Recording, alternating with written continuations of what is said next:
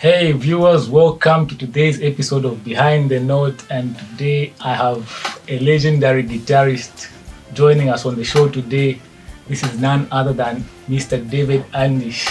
Thank you very much for joining us on the show. It's my pleasure. Thank you for hosting me. I must say I love Behind the Note, and it's a good thing.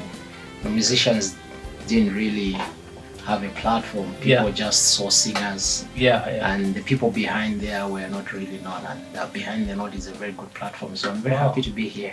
Thank you very much for joining us. This is a rare privilege. I'm always nervous when I have people like you on the show because I don't even know the right questions to ask. We are nervous, so. Yeah. But anyway, we can just start the show. Maybe you can tell us a bit about yourself. Okay. Yeah. Okay. Wonderful. So David Andish is always a question. Yeah. Andish, are you from India? The name. The name Andish. Yes. So let's get back to the very beginning. Yeah. David Andish was born David Edwards Chimfwembe Andish. Oh. Okay, so Andish is a family name from my mom's side. Okay. From my great-great-grandfather, who was Mr. Andish. So everybody on my mom's side, that's the surname they use. Oh, okay. And then David Edward from my father who was Mr. Chimfwembe. So the legal names are David Edwards Chimfwembe. Oh yeah. And so for the arts, I decided to say I think I'm gonna combine my mom and my dad. Yeah. So got David and got Andish and put them together. So I was born in Lusaka in 1984 in October, and grew up in Charleston and Tendere, Chilenje. I kind of touched a lot of compounds and townships in Lusaka, yes. Specifically Lusaka, yeah. And then started school at Kasamba Primary School in Matero, the city within the city.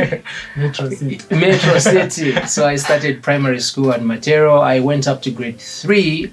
I moved with my father in Makeni, and then I continued at Makeni Medical Center until my grade 7.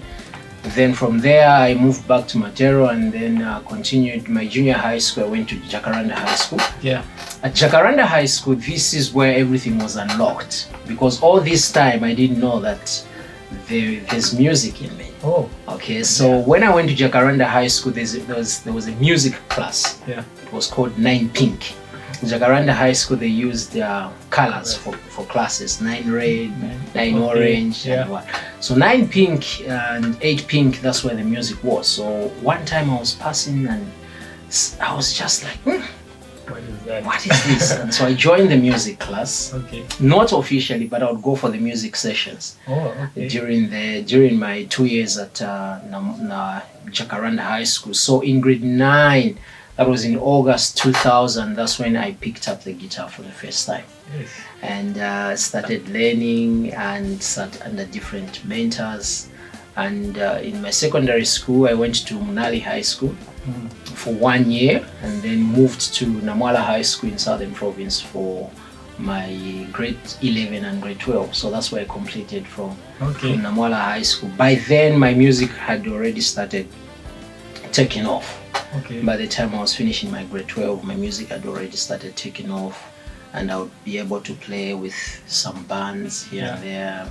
And it was a very different ball game in our time then than it is now. Yes. So in a nutshell, that is where we come from. So it's like 20 years, over 20 years of Yes, actually August this year, I was actually supposed to celebrate my 21st anniversary in music. But we couldn't do it because the focus was on the election. Oh, yeah. Yeah, so some of the things we just suspend them a little bit. Yeah. So I think the bash will come next year. Yeah. No, we're attending that. We're good to hear some good music. Yeah.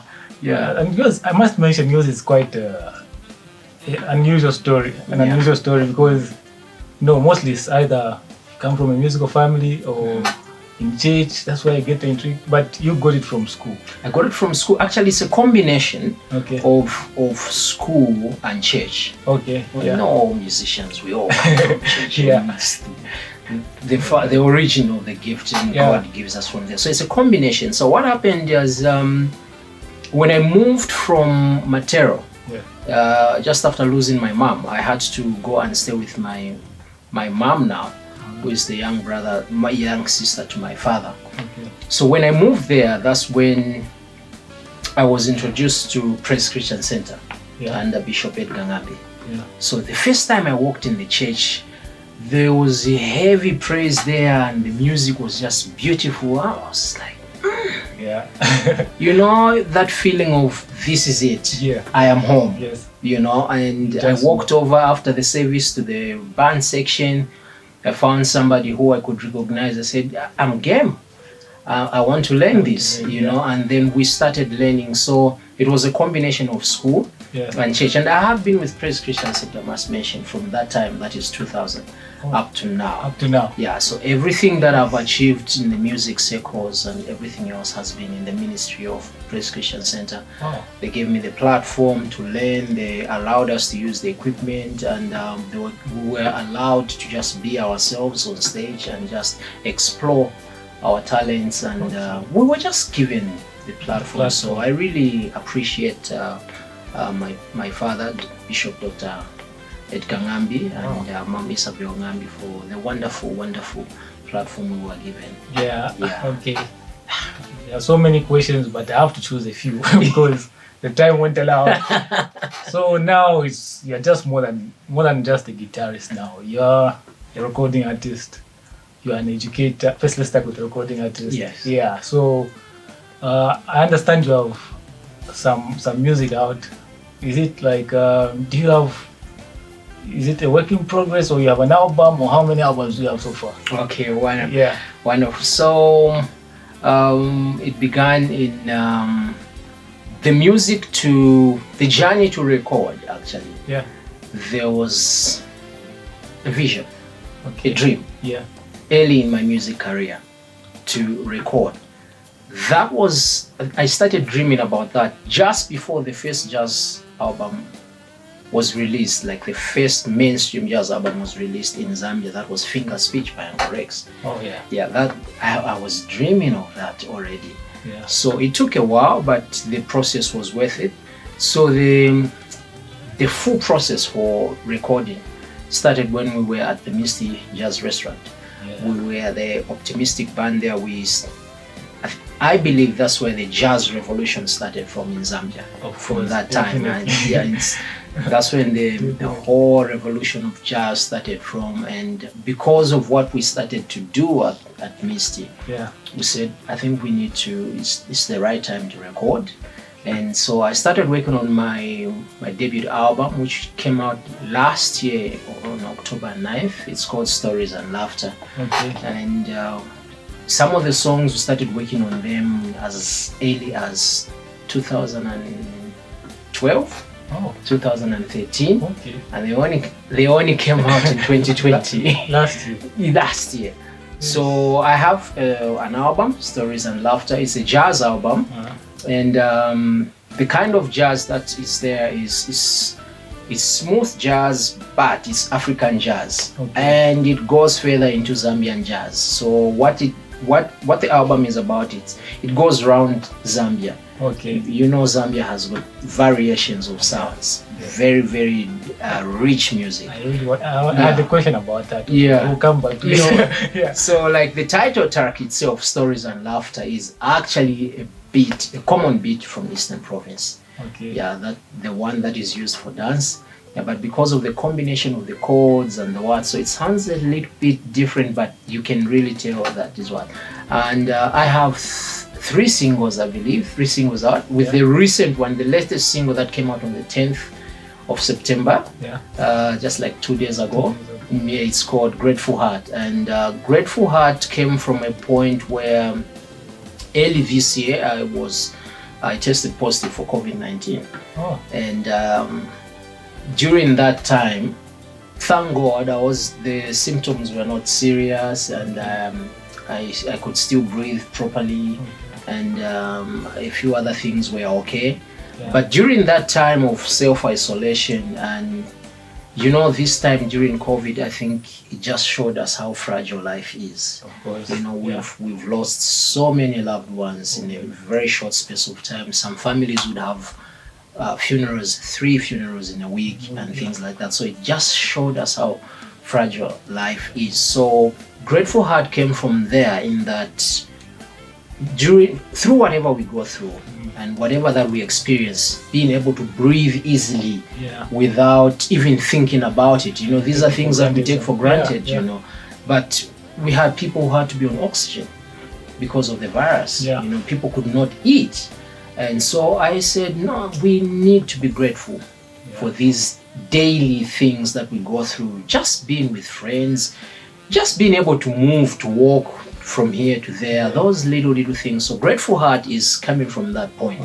To say, let's be grateful for every little thing, for the families that we have, for the country that we have, for the peace we have in Zambia, and that is where it's coming from. So it's a bit different from the previous recordings. But you can tell the story. And where can people find this song? Okay, so all my albums are released through TuneCore and CD Baby. So Spotify, Apple Music, Boomplay, Deezer, basically almost any streaming platform in the world right now. My music is there. It all depends with the country where one is. And I think Zambia, Spotify recently just was introduced to Zambia. So that's the platform that many musicians are pushing, because it's easy to use, it's easy to sign up. And also my music is on Vesesani, our own local digital store, which I support very much, and I urge every artist to really get on board on that. And I was looking at your bio. There are so many names there that you have worked with, international names, local names, and maybe you can just tell us a bit about some highlights of your career that you feel you are proud to share to people, just to inspire somebody out there also.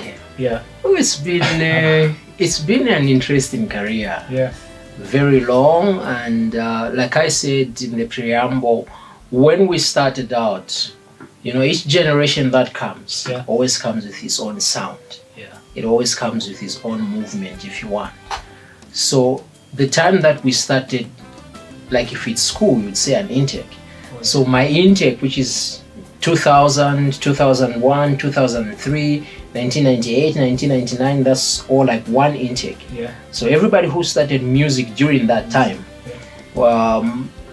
Zambia was just transitioning from foreign dominated music into its own music.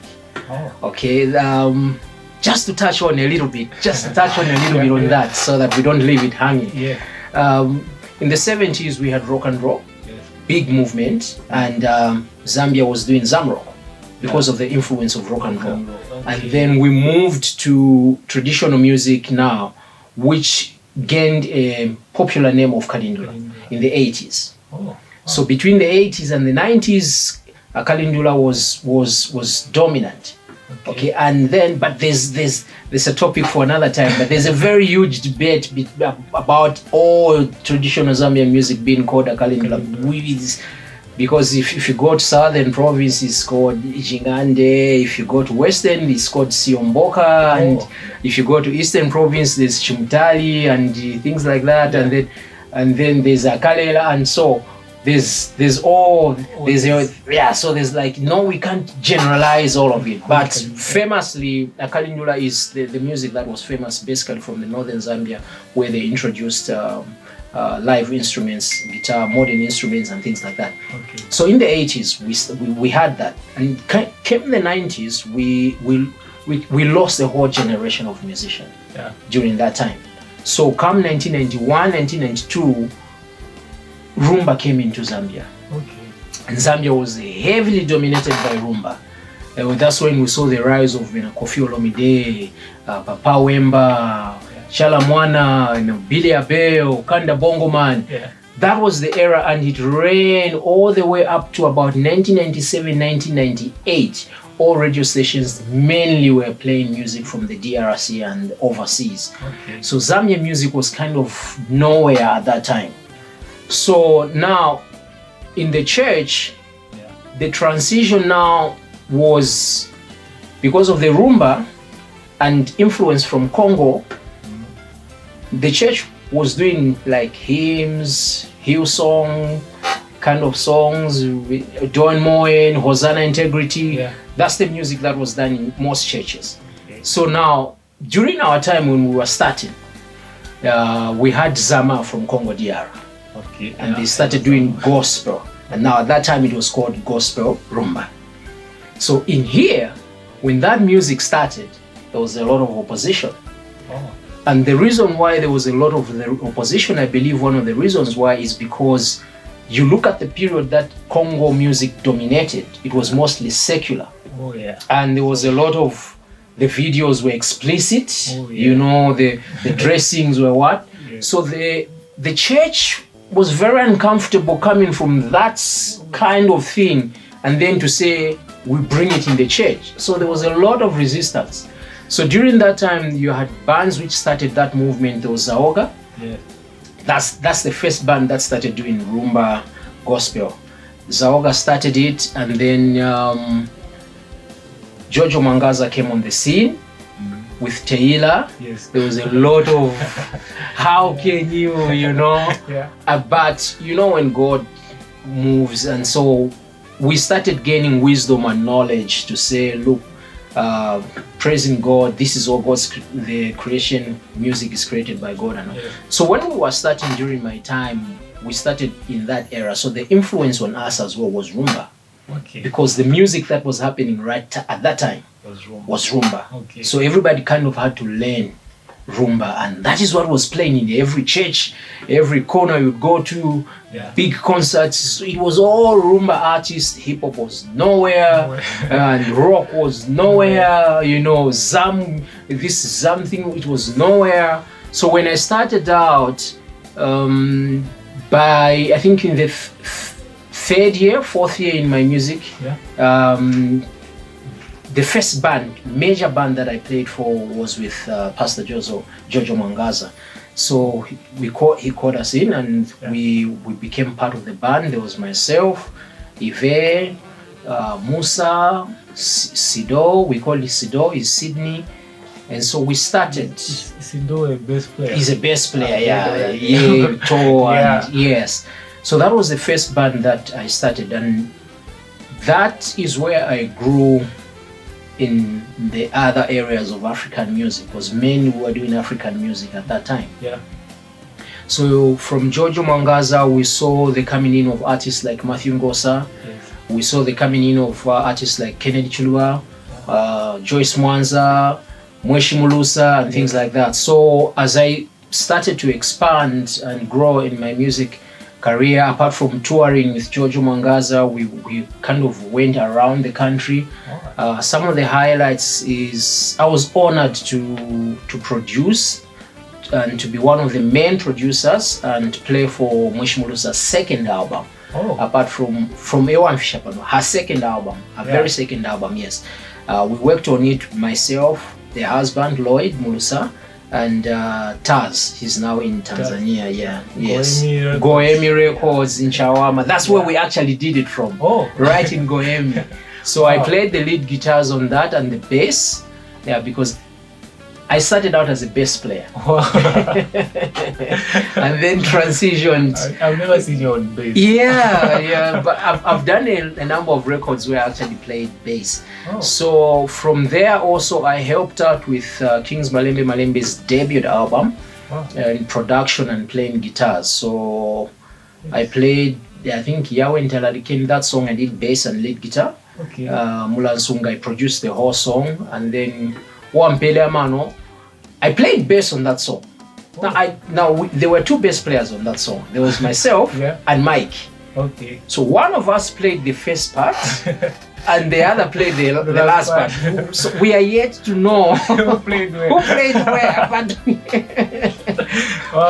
But the movement for the first part, it would be typically how I would play bass. Okay. But again, the last part again, it would be, so we are yet to know. we need to ask Kelvin. Kelvin was the producer for that. Okay. So those are some of the highlights, and then working with Matthew Ngosa as well, touring with Matthew Ngosa, touring with Minister Joyce Mwanza, and just being part of recordings, and also seeing the transition of rumba into now hip hop. And the other highlight also, I was honored to have worked with North Mid Mega Choir. On the last album they did. I recorded some of the songs. One of the songs is Muli Yesu. Muli Yesu, actually, it was very interesting. We were Shabs, Blessington Malenga, Minister Mtamla Mwale, myself, and who else was there? Emmanuel from North Mid. So it was like a whole bunch of musicians. So we started working on that. Was basically, I think it was. It was a whole lot of optimistic there, and it was very interesting to work on that album and to work on the launch. And also to work with the new sound that came, working with artists like Mark 44 on the Brave One album. There's a song that he featured, Nalu. Yes, I played guitars on that one because he wanted a combination of hip hop and Zamrock, a Zambianized or Kalindula, typical Kalindula, to fuse it in hip hop.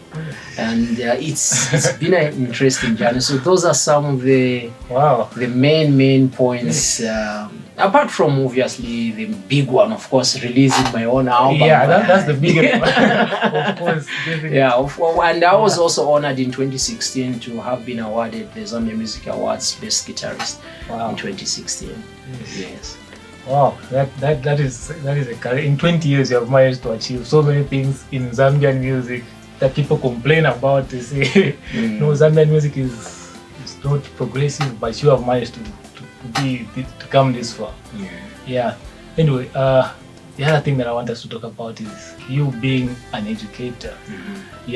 So I understand, of course, you have people that had mentored you before. Maybe before we talk about that, you can talk about the people that maybe taught you, or maybe just inspired by them at a distance. And my music journey has been very interesting. In that I progressed in music like at school. First grade, second grade, third grade, and when you pass, you go to fourth grade. It's been like a ladder. So when I started out, my foundation, like I said, was typical Zambian music, because that's the thing that was there at that time. About 2 years into my career, God introduced me to this wonderful man who passed on a few years ago, who was my top mentor, Mr. Pambeza Kapia. He was at Dunamis Christian Center then. He was the guitarist at Dunamis Christian Center, when Dunamis had started out then. And he originated from the Congo DR. His music career before he died, he was over 40 years in music. 45 years in music. And he had worked on the local scene with Nesho Pitch and Kazembe. He had worked with Bozi Boziana in the Congo DR. He had just... So this is the man who introduced me to jazz. He introduced me to bossa nova, blues, and he started teaching me all these chords that would stretch you, stretch. And one there's a period that really transformed my music career is that for a whole week, he used to work at Fish Center. The Fish Center was owned by Dr. Dan Pule. So the musicians were working at Fish Center as part of being empowered so that whenever they are needed at church, they can easily go to church. They are not held at this company where this company can say, no, don't go anywhere. So he used to work at Fish Center. And so there was a week, Fish Center would open at 6:30 in the morning to sell fish. So I would be there at 6:30 and sit at the back and leave when they close at 7. The whole week. And that week is the week that just transformed my whole life, because just sitting there all those long hours, he would come show you something, he goes back, he makes some sales, and then he comes back and shows you something. So that was Mr. Pambeza Kapia, a very, very wonderful man who left a very big impact. And so I moved from that. I finished that course. So I had to go to the next course. And guess what does God do? He introduces me to, before Jojo came on the scene, he was part of the worshipers, the band, which was under Prayer Worship Center. I think it's an Assemblies Church. It's Prayer Worship Center. Okay. So he introduces me to those people. And they were doing typical Sebin, because most of them were from across the river. And I sat under them. That's where I started learning rumba. Wow. I was taught rumba by a wonderful man called Mr. PM Paradise. Guitarist, you know him. He's the one who played the song Tehila itself. Yes. And he also played the second album for Pastor Jojo Mangaza, which is Yesu Niwamoyo, the lead guitars. That's him.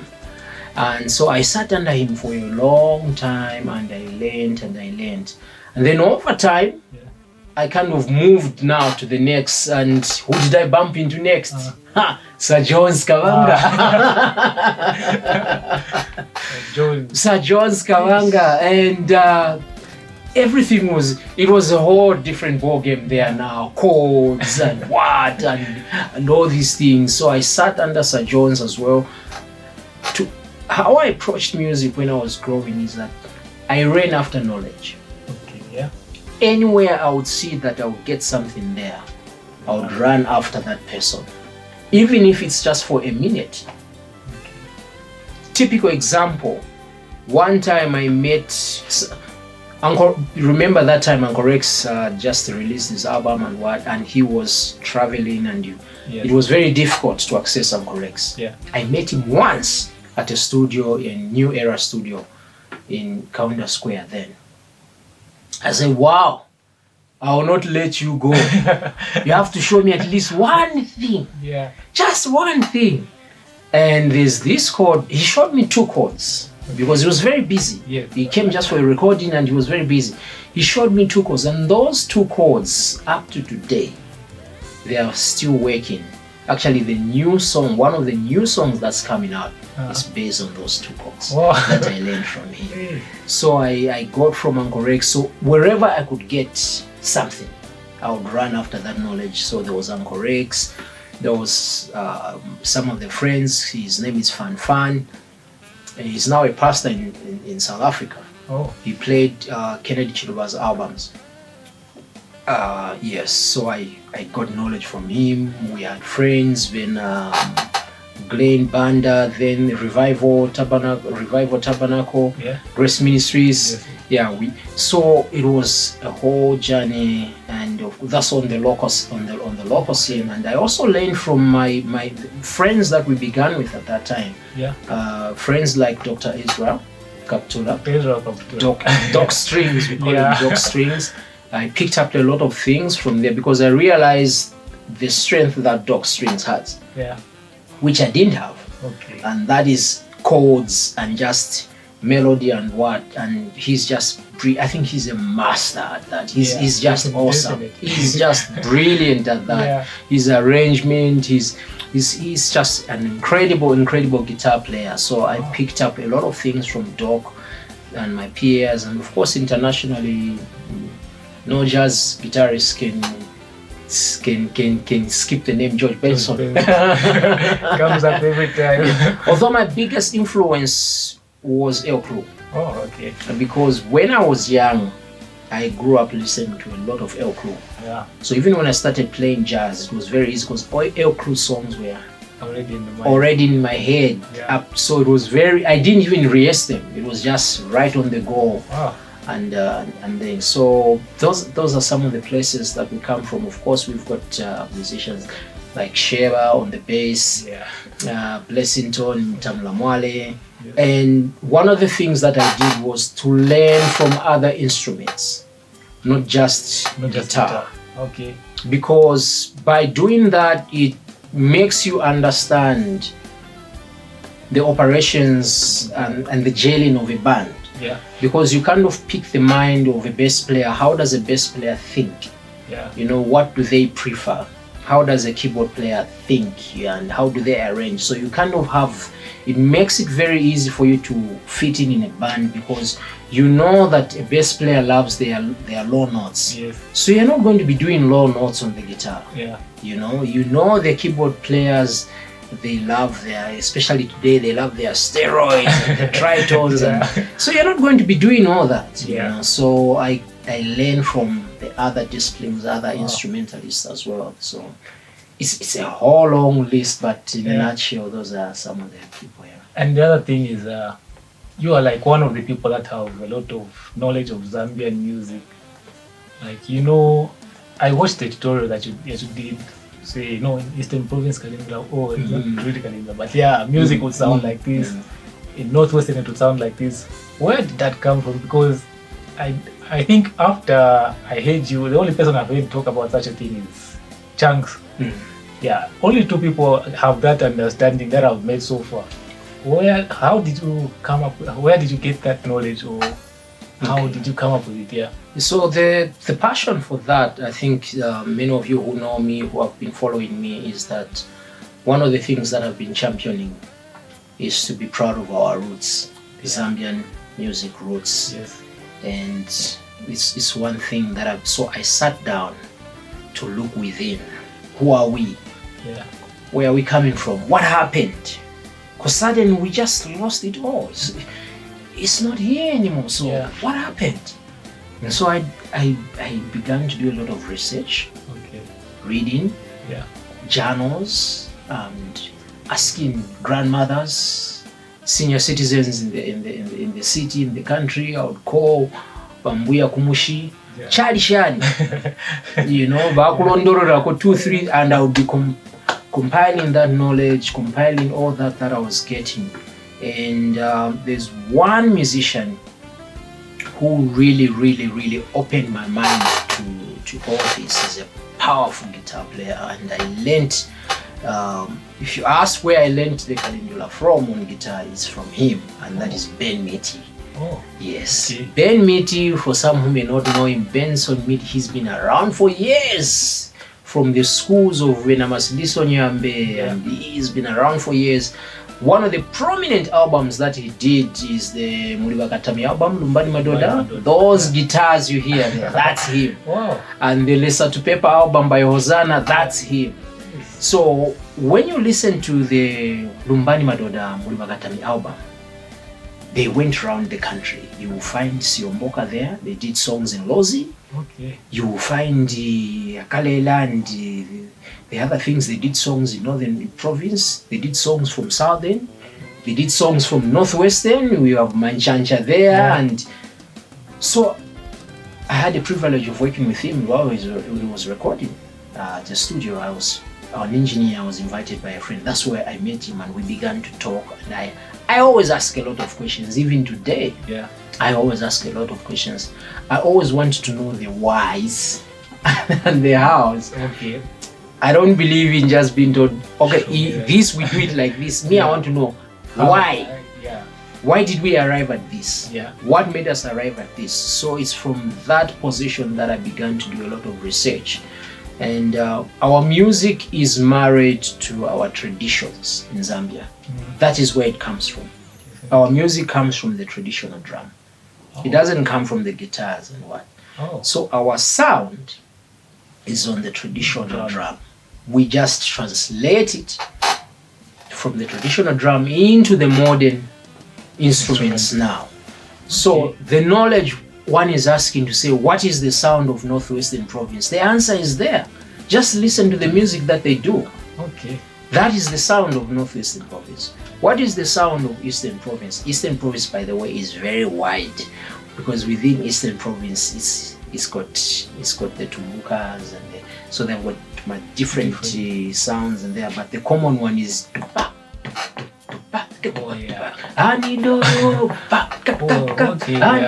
that's the common one from the east that is usually used, which is very similar with the southern because of the running kick. So they're very, very similar, but the hi-hat is the one that makes them different. The hi-hat pattern is always different. So if you play it like that, but play the hi-hat from Southern Province, you go like this with the band. But that's another topic for another day. So it's coming from that point of asking where we are and doing a lot of research and asking a lot of questions and really going deep into this. And you realize that if you spend a little bit of time to really know what our music is about, we have beautiful music. Yeah, definitely. We have beautiful music. And I think my album can attest to that, because I have a song which is called Monze Sunset on my album. It was inspired by sounds of Southern Province and by the legend himself. He's called Short Mazaboga. He did a wonderful song which I got inspiration from and kind of opened my mind to approach the record that I did based on that. So we have very wonderful music. Wow. Yes, anyway, we have kind of run out of time right now, but I just have to ask, especially for the sake of people out there who would love to learn from you. Yeah, because you're now an educator, you teach guitar, you teach so many other things. How can they get hold of you, and where can they find you if they want it? You're also a producer. Yes, I am a music producer. All those people who want music to be produced by you, how can they reach you? Okay. So first of all, let me begin by saying that my door is always wide open.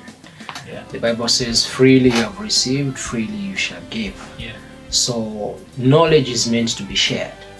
Knowledge is not meant to be kept by yourself and what. So you can find me or find us. Our studio is in Kablonga, Kudu Road, just near the traffic lights with Friday's Corner. Our studio is called Pentatech Studios. If you just Google Pentatech Studios or go on Facebook on Pentatech Studios, you'll find our location is there. Yeah. And that is where I am as well. I'm based there. You can find me there producing music and conducting classes. For those who want to contact me, when you find me on Facebook, David Andish, all my contacts are there, emails, my WhatsApp line, and you can inbox me. And for all social media, my handles or my name is David Andish. Yeah. YouTube, Twitter, Instagram. I recently joined TikTok. It's a strange world. But so you'll find me there as David Andish. Please feel free. Yeah. We are here for you. And must mention also, we are very grateful that you for hosting me, and we want to encourage you. What you're doing is very wonderful. Wow. I'm excited of where it's going, because it's going to grow and grow and grow and grow. So it's been wonderful. Thank you. Thank you very much. The Father has spoken a blessing on this show, and it's going. Yeah. Thank you very much for coming on the show. We really don't take this lightly. We know you're a busy man, and you spared some time to come here. Thank you very much, sir. Thank you, and God bless our republic, and let's keep upholding our peace, and may the Lord bless us all. Thank you so much. Thank you.